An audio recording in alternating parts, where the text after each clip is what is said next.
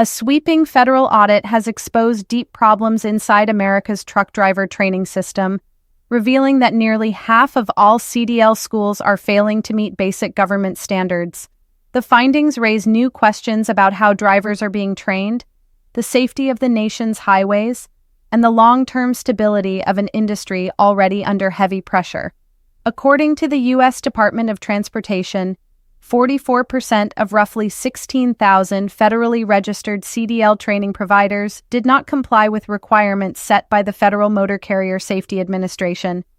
Inspectors found everything from outdated or incomplete lesson plans to instructors who weren't properly certified, and in more severe cases, schools that falsified training documentation altogether. Because of the review, nearly 3,000 schools are expected to be removed immediately from the FMCSA Training Provider Registry, losing the ability to certify new drivers. Another 4,500 programs have been warned that they have 30 days to fix deficiencies or face similar consequences. This overhaul is largely aimed at shutting down so-called CDL mills, operations accused of pushing students through quickly, cutting corners, and putting undertrained drivers on the road. Regulators say the new enforcement measures are designed to ensure that anyone behind the wheel of a semi-truck receives legitimate, verifiable, and complete training. Industry groups warn the crackdown could deepen what many describe as a long-running driver shortage.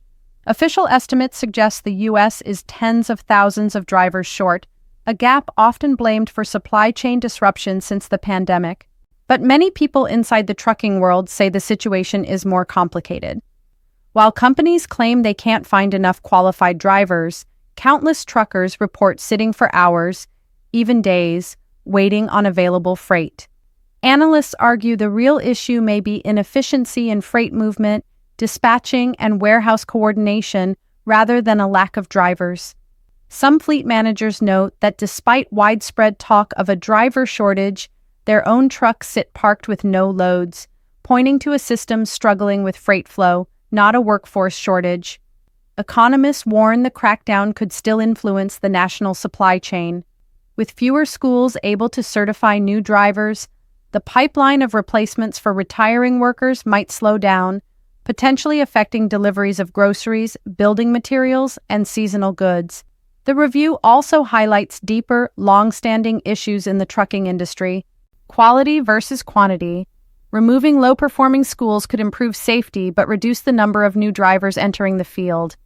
Regional impact. States with fewer training options may see students traveling long distances to find approved programs.